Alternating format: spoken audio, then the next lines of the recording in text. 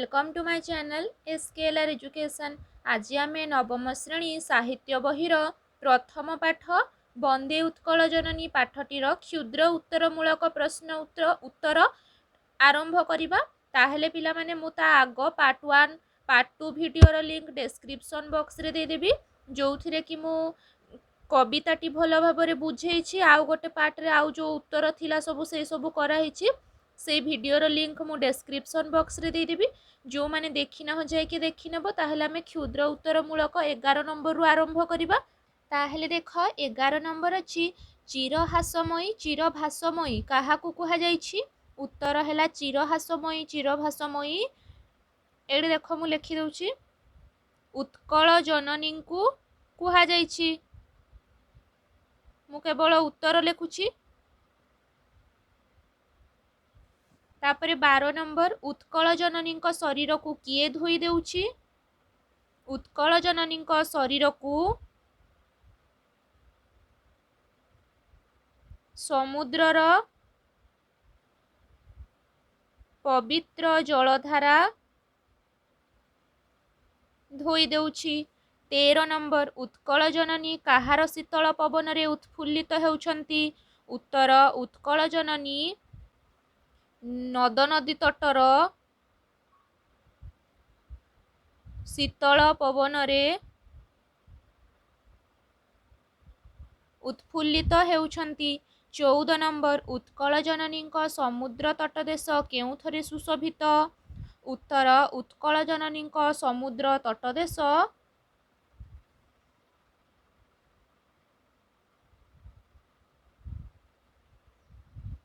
वृक्ष मानक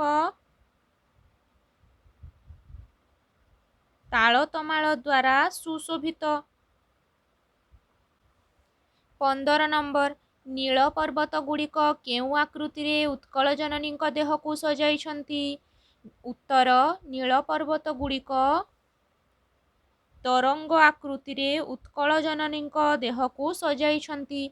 16 नंबर उत्कल जननी अंग केउथिरे शोभित। उत्तर उत्कल जननी अंग घंच अरण्य द्वारा शोभित। 17 नंबर उत्कल जननी चक्षु केउ आलोक उज्ज्वल। उत्तर उत्कल जननी चक्षु ज्ञान विज्ञान आलोक उज्ज्वल। ज्ञान विज्ञानर आलोक उज्ज्वल। 18 नंबर केउ मानक पत्र कुड़िया रे उत्कल जननी पवित्र। उत्तर जोगी ऋषि मानक पत्र कुड़िया रे उत्कल जननी पवित्र। तापरे 19 नंबर उत्कल मातांक शरीर काहार रक्त रे चर्चित होईछि। उत्तर उत्कल मातांक शरीर शत्रु मानक रक्त रे चर्चित होईछि। 20 नंबर उत्कल प्रदेश केउथिरे पूर्ण होईछि। उत्तर उत्कल प्रदेश पवित्र तीर्थभूमि द्वारा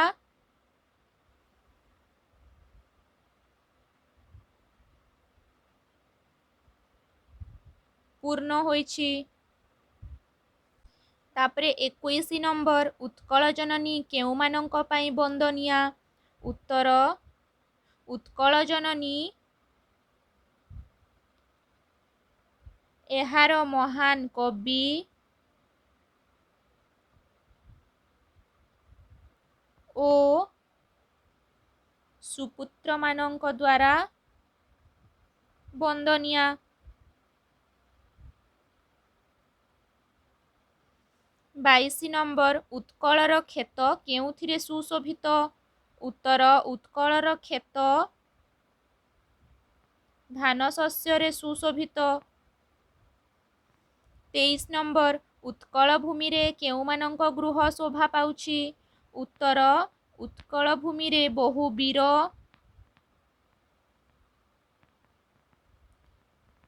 ओ योद्धांक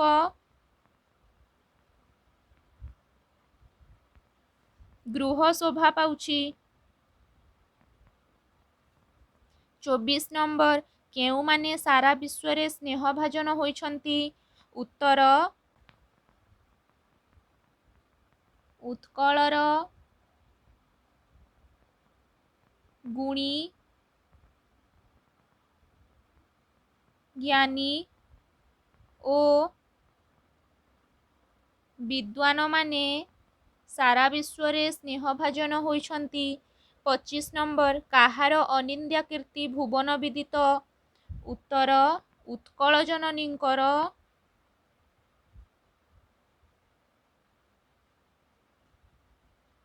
ଅନିନ୍ଦ୍ୟା କୀର୍ତ୍ତି ଭୁବନ ବିଦିତ। 26 ନମ୍ବର କେଉଁମାନଙ୍କ କଳରବରେ ଉତ୍କଳ ଭୂମିର ପରିବେଶ ମୁଖରିତ ହେଉଛି? ଉତ୍ତର ପକ୍ଷୀମାନଙ୍କ କଳରବରେ ଉତ୍କଳ ଭୂମିର ପରିବେଶ ମୁଖରିତ ହେଉଛି। 27 ନମ୍ବର ଉତ୍କଳ ଜନନୀଙ୍କ ବେଶ କେଉଁଥିରେ ଶୋଭା ପାଉଛି? ଉତ୍ତର ଉତ୍କଳ ଜନନୀଙ୍କ ବେଶ ସୁନ୍ଦର କଳାକୃତିରେ ଶୋଭା ପାଉଛି।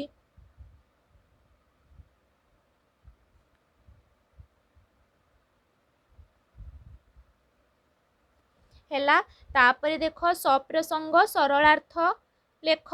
28 ନମ୍ବର ପୂତୋପୟୋଧି ବିଧୌତ ଶରୀରା ତାଳ ତମାଳ ସୁଶୋଭିତ ତୀରା ଶୁଭ୍ର ତଟିନୀ କୂଳ ଶିକର ସମୀରା ଜନନୀ ଜନନୀ ଜନନୀ। ଉତ୍ତର ପୂତୋପୟୋଧି ଜନନୀ। ସଂସିତ ପଦ୍ୟାଂଶଟି ବନ୍ଦେ ଉତ୍କଳ ଜନନୀ ଶୀର୍ଷକ କବିତାରୁ ଉଦ୍ଧୃତ। ଆଲୋଚ୍ୟ ପ୍ରସଙ୍ଗରେ କାନ୍ତକବି ଲକ୍ଷ୍ମୀକାନ୍ତ ଉତ୍କଳ ଜନନୀଙ୍କର ପ୍ରାକୃତିକ ସୁଷମାର ଭୂୟସୀ ବର୍ଣ୍ଣନା କରିଛନ୍ତି। ଉତ୍କଳ ଜନନୀଙ୍କୁ ମେଖଳା ସଦୃଶ ପରିବେଷ୍ଟିତ କରିଥିବା ସମୁଦ୍ରର ପବିତ୍ର ଜଳଧାରା ତାଙ୍କ ଶରୀରକୁ ଧୌତ କରୁଛି। ଏହି ପ୍ରଦେଶର ସମୁଦ୍ର ଓ ନଦନଦୀ କୂଳରେ ତାଳତମାଳ ପରି ଅସଂଖ୍ୟ ଶ୍ୟାମଳ ବୃକ୍ଷରାଜି ବିଦ୍ୟମାନ ହୋଇ ଏହାର ପ୍ରାକୃତିକ ସୌନ୍ଦର୍ଯ୍ୟକୁ ପରିବର୍ଦ୍ଧିତ କରୁଛନ୍ତି। ସ୍ୱଚ୍ଛ ଓ ଉଜ୍ଜ୍ୱଳ ଜଳ ଧାରଣ କରିଥିବା ନଦନଦୀଗୁଡ଼ିକର ତଟଦେଶରେ ଶୀତଳ ମୃଦୁ ପବନ ପ୍ରାଣକୁ ଉଲ୍ଲସିତ କରେ। 29 ନମ୍ବର ଉତ୍କଳ ସୁରବର ଦର୍ପିତ ଗେହା ଅରିକୁଳ ଶୋଣିତ ଚର୍ଚ୍ଚିତ ଦେହା ବିଶ୍ୱଭୂମଣ୍ଡଳ କୃତବର ସ୍ନେହା ଜନନୀ ଜନନୀ ଜନନୀ। ଉତ୍ତର ଉତ୍କଳ ସୁରବର ଜନନୀ। ସଂସିତ ପଦ୍ୟାଂଶଟି ବନ୍ଦେ ଉତ୍କଳ ଜନନୀ ଶୀର୍ଷକ କବିତାରୁ ଆନୀତ।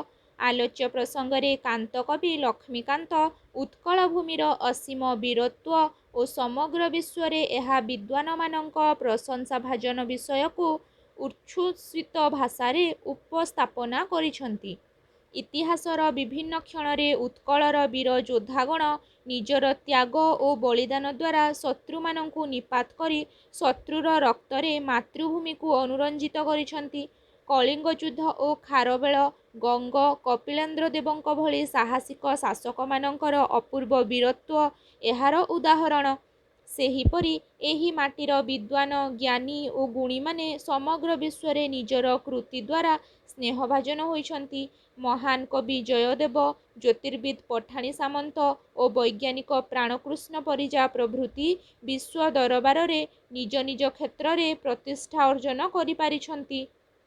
30 ନମ୍ବର କବିକୁଳମୌଳି ସୁନନ୍ଦନ ବନ୍ଦ୍ୟା ଭୁବନ ବିଘୋଷିତ କୀର୍ତ୍ତି ଅନିନ୍ଦ୍ୟା ଧନ୍ୟ ପୁଣ୍ୟ ଚିରଶରଣ୍ୟ ଜନନୀ ଜନନୀ ଜନନୀ। ଉତ୍ତର କବିକୁଳମୌଳି ଜନନୀ। ସଂସିତ ପଦ୍ୟାଂଶଟି ବନ୍ଦେ ଉତ୍କଳ ଜନନୀ ଶୀର୍ଷକ କବିତାରୁ ଉଦ୍ଧୃତ। ଆଲୋଚ୍ୟ ପ୍ରସଙ୍ଗରେ କାନ୍ତକବି ଲକ୍ଷ୍ମୀକାନ୍ତ ମହାପାତ୍ର ଉତ୍କଳ ଜନନୀ କିପରି ଶ୍ରେଷ୍ଠ କବିମାନଙ୍କ ଦ୍ୱାରା ବନ୍ଦନୀୟା ହୋଇଛନ୍ତି ସେହି ବିଷୟକୁ ଆବେଗପୂର୍ଣ୍ଣ ଭାବରେ ବର୍ଣ୍ଣନା କରିଛନ୍ତି। ମହାନ କବି ଓ ସୁପୁତ୍ରମାନଙ୍କ ଦ୍ୱାରା ଉତ୍କଳ ଜନନୀ ବନ୍ଦନୀୟା। ତାଙ୍କର ପ୍ରଶଂସନୀୟ କୀର୍ତ୍ତି ସାରା ବିଶ୍ୱରେ ପ୍ରଚାରିତ। ସେଥିପାଇଁ ସେ ଧନ୍ୟା ପୁଣ୍ୟବତୀ ଓ ସର୍ବଦା ଶରଣଦାତ୍ରୀ ଭାବେ ଚିରନମସ୍ୟ। ତାପରେ ଦେଖ ଦୀର୍ଘ ଉତ୍ତରମୂଳକ।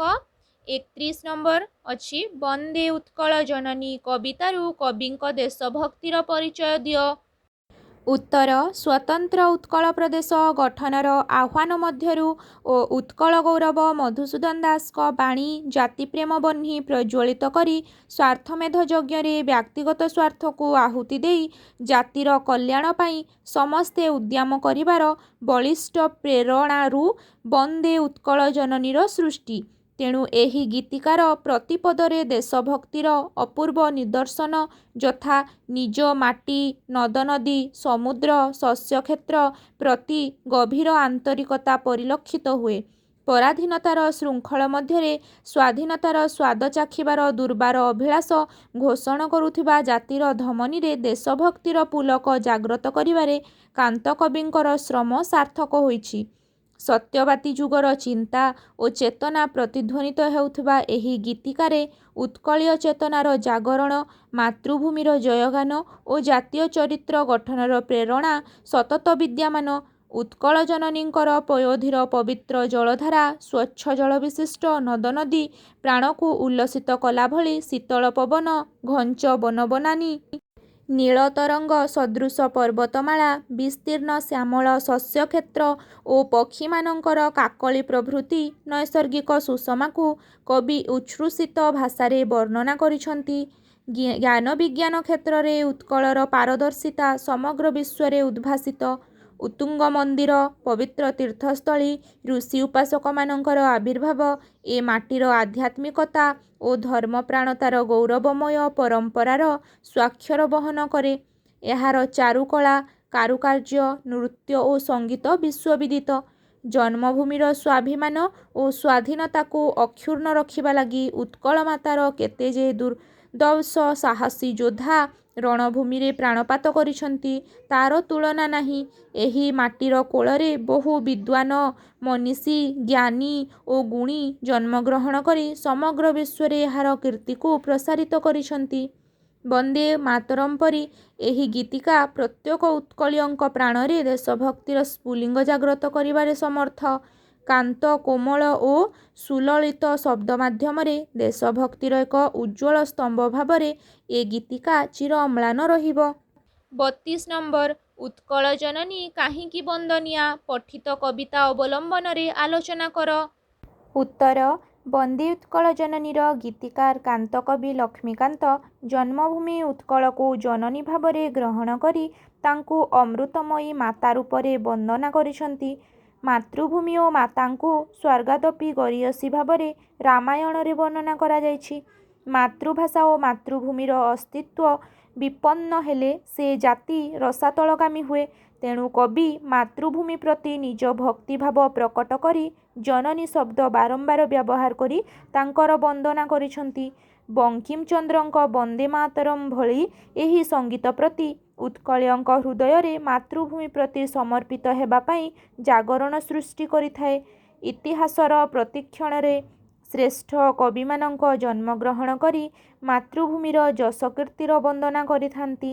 କାନ୍ତକବି ନିଜର କାନ୍ତ, କୋମଳ, ସୁଲଳିତ ଶବ୍ଦ ଚୟନ ମାଧ୍ୟମରେ ବିଭିନ୍ନ କ୍ଷେତ୍ରରେ ତାଙ୍କର ଉତ୍କର୍ଷତାର ଅପରୂପ ବର୍ଣ୍ଣନା କରିଛନ୍ତି। ଉତ୍କଳର ସୁନ୍ଦର ଭାଷା ଓ ନୈସର୍ଗିକ ଶୋଭା ସମ୍ପଦକୁ କବି ପ୍ରଶଂସା କରିଛନ୍ତି।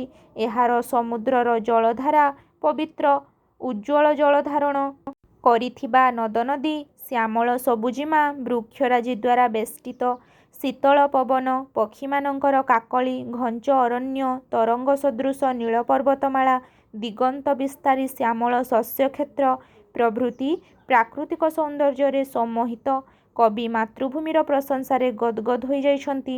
ଉତ୍କଳ ଭୂମିର ଜ୍ଞାନ ବିଜ୍ଞାନ କ୍ଷେତ୍ରରେ ପ୍ରତିଭା ସମଗ୍ର ବିଶ୍ୱରେ ଉଦ୍ଭାସିତ। ଏହା ଯୋଗୀ ଉପାସକମାନଙ୍କର କୁଟୀର, ପର୍ବତ, ତୀର୍ଥସ୍ଥଳୀ ବିଶିଷ୍ଟ ମହାନ୍ ଆଧ୍ୟାତ୍ମିକ ଭୂମି। ମନ୍ଦିରମାଳିନୀ ଉତ୍କଳ ବହୁ ତପସ୍ୱୀ, ଧାର୍ମିକ ପ୍ରବକ୍ତାମାନଙ୍କୁ ଆକୃଷ୍ଟ କରିଛି। ଚାରୁକଳା, କାରୁକାର୍ଯ୍ୟ, ସଙ୍ଗୀତ ଓ ନୃତ୍ୟ କ୍ଷେତ୍ରରେ ଏହାର ଉତ୍କର୍ଷତା ସମଗ୍ର ବିଶ୍ୱରେ ବିଦିତ। ଉତ୍କଳୀୟ ବୀର ଯୋଦ୍ଧାଗଣ ଏହାର ସ୍ପର୍ଦ୍ଧା ଓ ସ୍ୱାଭିମାନକୁ ଅକ୍ଷୁଣ୍ଣ ରଖିବାକୁ ପ୍ରତିଜ୍ଞାବଦ୍ଧ ହୋଇ ଯୁଦ୍ଧଭୂମିରେ ଆତ୍ମବଳି ଦେଇଛନ୍ତି। ଉତ୍କଳ ମାତାର ଯୋଗ୍ୟତମ ସୂତ, କବି, ପଣ୍ଡିତମାନେ ଇତିହାସରେ ପ୍ରତିକ୍ଷଣରେ ଜନ୍ମଲାଭ କରି ଏହାର ବନ୍ଦନା କରିଛନ୍ତି ଓ ଏହାର ଯଶକୀର୍ତ୍ତିକୁ ବିଶ୍ୱର କୋଣ ଅନୁକୋଣରେ ପ୍ରସାରିତ କରିଛନ୍ତି। ସେଥିପାଇଁ ଏ ଭୂମି ଧନ୍ୟ, ବରେଣ୍ୟ ଓ ଚିରନମସ୍ୟ। 33 ନମ୍ବର। ଏକ ସାର୍ଥକ ଦେଶାତ୍ମବୋଧକ କବିତା ଭାବେ ବନ୍ଦେ ଉତ୍କଳ ଜନନୀକୁ ବିଚାର କର। ଉତ୍ତର: ସତ୍ୟବାଦୀ ଯୁଗର ଚିନ୍ତା ଚେତନା ଯଥା ଉତ୍କଳୀୟ ଚେତନାର ଜାଗରଣ, ଅଜ୍ଞତାକୁ ଐତିହ୍ୟର ପୁନର୍ଜାଗରଣ, ଜାତୀୟ ଚରିତ୍ର ଗଠନ ପାଇଁ ପ୍ରେରଣା ସୃଷ୍ଟି, ଜାତୀୟ ସ୍ୱାଭିମାନର ମନ୍ତ୍ର ଉଚ୍ଚାରଣ ଇତ୍ୟାଦି ଦ୍ୱାରା କାନ୍ତକବି ଏକାନ୍ତ ଭାବେ ଅନୁପ୍ରାଣିତ ହୋଇଥିଲେ। ବନ୍ଦେ ଉତ୍କଳ ଜନନୀର ସ୍ରଷ୍ଟା ଭାବରେ କବି ନିଜ ମାତୃଭୂମିର ଭାଷା, ଜଳ, ସ୍ଥଳ, ଆକାଶ, ପର୍ବତ ଓ ବନବନାନୀର ନୈସର୍ଗିକ ସୁଷମାକୁ ଭୂୟସୀ ବର୍ଣ୍ଣନା କରିଛନ୍ତି, ଯାହା ପ୍ରତ୍ୟେକ ଉତ୍କଳୀୟଙ୍କ ମାତୃଭୂମି ମନସ୍ଥ କରାଇଥାଏ। ଏ ଭୂମିର ସ୍ୱାଭିମାନ, ବୀରତ୍ୱ ଓ ସ୍ପର୍ଦ୍ଧାକୁ ରୋଚକ ଶବ୍ଦ ମାଧ୍ୟମରେ କବି ପ୍ରକଟିତ କରିଛନ୍ତି। ଉତ୍କଳର ଚାରୁକଳା, ଜ୍ଞାନବିଜ୍ଞାନ, କାରୁକାର୍ଯ୍ୟ ଓ ଆଧ୍ୟାତ୍ମିକତା କିପରି ବିଶ୍ୱବିଦିତ ଥିଲା ତାହା ଏହି ଗୀତିକାରେ ବର୍ଣ୍ଣିତ। ଏଥିରୁ କବିଙ୍କର ସ୍ୱଦେଶ ପ୍ରୀତି ଓ ଜାତୀୟବାଦର ଦୃଷ୍ଟିଭଙ୍ଗୀ ସୁସ୍ପଷ୍ଟ। ଉତ୍କଳ ଗୌରବ ମଧୁସୂଦନ ଦାସ 1903 ମସିହାରେ ଉତ୍କଳ ସମ୍ମିଳନୀ ପ୍ରତିଷ୍ଠା କରି ତାହା ମାଧ୍ୟମରେ ସ୍ୱତନ୍ତ୍ର ଉତ୍କଳ ପ୍ରଦେଶ ଗଠନ ପାଇଁ ଆନ୍ଦୋଳନ ଆରମ୍ଭ କରିଥିଲେ। ଜାତିପ୍ରେମ ବହ୍ନି ପ୍ରଜ୍ୱଳିତ କରି ସ୍ୱାର୍ଥମେଧ ଯଜ୍ଞରେ ବ୍ୟକ୍ତିଗତ ସ୍ୱାର୍ଥକୁ ଆହୁତି ଦେଇ ଜାତିର କଲ୍ୟାଣ ପାଇଁ ସମସ୍ତେ ଆଗଭର ହେବାକୁ ସେ ଆହ୍ୱାନ ଦେଇଥିଲେ। ଉତ୍କଳ ଜନନୀଙ୍କ ପୂର୍ଣ୍ଣାଙ୍ଗ ରୂପ ଦେଖିବାକୁ ଉତ୍କଳୀୟମାନଙ୍କ ମଧ୍ୟରେ ଉତ୍କଣ୍ଠା ଜାଗ୍ରତ କରାଇଥିଲେ। ଏହି ଆନ୍ଦୋଳନରେ ଉଦ୍ବୁଦ୍ଧ କାନ୍ତକବି ପ୍ରତ୍ୟେକ ଉତ୍କଳୀୟଙ୍କ ଭିତରେ ଦେଶପ୍ରେମର ସ୍ଫୁଲିଙ୍ଗ ଜାଗ୍ରତ କରିବାକୁ ବନ୍ଦେ ଉତ୍କଳ ଜନନୀ ଭଳି ମହାନ ଗୀତିକା ସୃଷ୍ଟି କରିପାରିଥିଲେ, ଯାହା ଉତ୍କଳ ସମ୍ମିଳନୀର ବାଲେଶ୍ୱର ଅଧିବେଶନରେ 1912 ମସିହାରେ ସ୍ୱାଗତ ସଙ୍ଗୀତ ରୂପେ ଗାନ କରାଯାଇଥିଲା।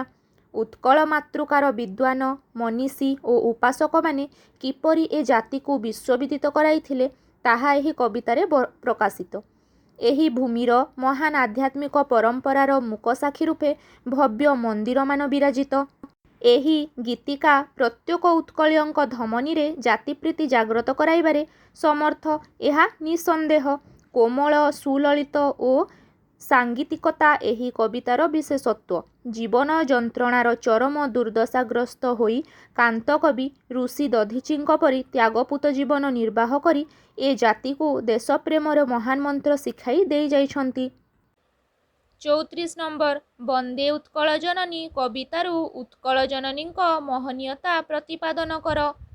ଉତ୍ତର: ବନ୍ଦେ ଉତ୍କଳ ଜନନୀର ସୃଷ୍ଟି ପରାଧୀନତାର ଶୃଙ୍ଖଳ ମଧ୍ୟରୁ ଏ ଜାତିର ସ୍ୱାତନ୍ତ୍ର୍ୟ ଓ ସ୍ୱାଧୀନତା ପାଇଁ ଲଢ଼ୁଥିବା ସଂଗ୍ରାମୀଙ୍କ ମନୋବଳକୁ ଦୃଢ଼ କରିବାକୁ ଏହାର ଜନ୍ମ। ବଙ୍କିମଚନ୍ଦ୍ରଙ୍କ ବନ୍ଦେ ମାତରମ୍ ପରି ଏହା ଉତ୍କଳ ଜନନୀଙ୍କ ସଂଗ୍ରାମୀ ସନ୍ତାନଙ୍କ ଧମନୀରେ ଦେଶପ୍ରେମର ସ୍ଫୁଲିଙ୍ଗ ସୃଷ୍ଟି କରିପାରିଥିଲା। ମାତୃଭୂମିର ଜୟଗାନ, ବନ୍ଦନା, ପ୍ରଶଂସା ଓ ମହନୀୟତାର ବର୍ଣ୍ଣନା ଏହି କବିତାର ବୈଶିଷ୍ଟ୍ୟ। ଯୁଗେ ଯୁଗେ ପୃଥିବୀର ଶ୍ରେଷ୍ଠ କବିମାନେ ନିଜ ମାତୃଭୂମିର ମହନୀୟତାକୁ କବିତାରେ ବର୍ଣ୍ଣନା କରିଛନ୍ତି ବା କରିଥାନ୍ତି। କାନ୍ତକବି ଲକ୍ଷ୍ମୀକାନ୍ତ ସେହି କବିମାନଙ୍କ ମଧ୍ୟରେ ଅନ୍ୟତମ। ମାତୃଭୂମି ଓ ମାତୃଭାଷା ପ୍ରତ୍ୟେକ ଜାତିର ଅସ୍ତିତ୍ୱ। ମାତୃଭୂମି ଓ ମାତୃଭାଷା ସଙ୍କଟ ମଧ୍ୟରେ ଗତି କଲେ ସେ ଜାତିର ଅସ୍ତିତ୍ୱ ଲୋପ ପାଏ। କବି ଉତ୍କଳ ଜନନୀଙ୍କର ଚିର ହସ ହସ, ପ୍ରାକୃତିକ ସୌନ୍ଦର୍ଯ୍ୟ ଓ ସୁମଧୁର ଭାଷାର ଉଚ୍ଚ ପ୍ରଶଂସା କରି ଉତ୍କଳ ଭୂମିକୁ ଜନନୀ ସ୍ୱରୂପା ଗ୍ରହଣ କରିଛନ୍ତି। ଉତ୍କଳର ସମୁଦ୍ର ଓ ନଦନଦୀମାନଙ୍କର ଜଳଧାରା ପବିତ୍ର। ଘଞ୍ଚ ଅରଣ୍ୟ ବେଷ୍ଟିତ ଏ ରାଜ୍ୟର ପର୍ବତମାଳା ନୀଳ ତରଙ୍ଗ ସଦୃଶ ପ୍ରତୀୟମାନ ହୋଇଥାଏ। ଜ୍ଞାନ ବିଜ୍ଞାନ କ୍ଷେତ୍ରରେ ଏ ଜାତିର ଉତ୍କର୍ଷ ସମଗ୍ର ବିଶ୍ୱବିଦିତ। ଏହି ଭୂମିର ଆକାଶରେ ପକ୍ଷୀମାନଙ୍କର କଳରବ, ଦିଗନ୍ତ ବିସ୍ତାରୀ ଶ୍ୟାମଳ ଶସ୍ୟକ୍ଷେତ୍ର, ନଦୀତଟର ଶୀତଳ ମୃଦୁ ପବନ ଓ ସମୁଦ୍ର ନଦୀତଟର ତାଳତମାଳ ବୃକ୍ଷରାଜି ଏହାକୁ ମହନୀୟ କରି ଗଢ଼ି ତୋଳିଛି। କାରୁକାର୍ଯ୍ୟପୂର୍ଣ୍ଣ ପବିତ୍ର ଦେବାଳୟ, ତୀର୍ଥସ୍ଥଳୀ ଓ ଯୋଗୀ ଉପାସକମାନଙ୍କର ପୀଠସ୍ଥଳୀ ଏ ପ୍ରଦେଶର ମହନୀୟତା ପ୍ରତିପାଦିତ କରେ। ସ୍ୱାଧୀନତା ଓ ସ୍ୱାଭିମାନ ଲାଗି ଉତ୍କଳର ଦୁର୍ଦ୍ଧର୍ଷ ଯୋଦ୍ଧାଗଣ ଅରାତିକୂଳର ରକ୍ତରେ ମାତୃଭୂମିର ବକ୍ଷକୁ ରକ୍ତରଞ୍ଜିତ କରିଛନ୍ତି। ଏ ଭୂମି ମାନବବାଦ, ପ୍ରେମ, ମୈତ୍ରୀ ଓ ଅନେକ ମତବାଦ ଦ୍ୱାରା ସମଗ୍ର ବିଶ୍ୱକୁ ପଥ ପ୍ରଦର୍ଶନ କରିଛି। ଏ ମାଟିର ଯୋଗ୍ୟତମ ସୂତମାନେ କଳା, ସଙ୍ଗୀତ, ଚିତ୍ରାଙ୍କନ ଓ କାରୁକାର୍ଯ୍ୟ କ୍ଷେତ୍ରରେ ଏ ଜାତିକୁ ସର୍ବୋତ୍କୃଷ୍ଟ କରାଇ ପାରିଥିବାରୁ ଏ ପ୍ରଦେଶର ନାମ ଉତ୍କଳ ହୋଇଥିଲା। ପ୍ରତ୍ୟେକ ବ୍ୟକ୍ତି ନିଜର ମାତାଙ୍କୁ ଶ୍ରେଷ୍ଠତ୍ୱର ମହନୀୟତା ରୂପେ ବିଚାର କରିଥାନ୍ତି। ସେହିଭଳି ଯେଉଁ ଭୂମିରେ ଭୂମିଷ୍ଠ ହୋଇ ଯେଉଁଠାରେ ରୂପ, ରସ, ଗନ୍ଧ ଓ ସ୍ପର୍ଶର ପ୍ରଥମ ପରିଚୟ ଲାଭ କଲୁ, ଯାହାର ପାଣି ପବନ ଫଳ ପୁଷ୍ପ ଆମ ଶରୀରକୁ ଓ ପରିପୁଷ୍ଟ କରୁଛି, ସେହି ମାତୃଭୂମିର ମହନୀୟତା ଓ ସ୍ତୁତି ସର୍ବାଦ୍ୱ କାମ୍ୟା। ଏଥିରେ ଦ୍ୱିରୁକ୍ତି ନାହିଁ। ତାହେଲେ ପିଲାମାନେ ବନ୍ଦେ ଉତ୍କଳ ଜନନୀ ପୁରା ହିଁ ସରିଲା।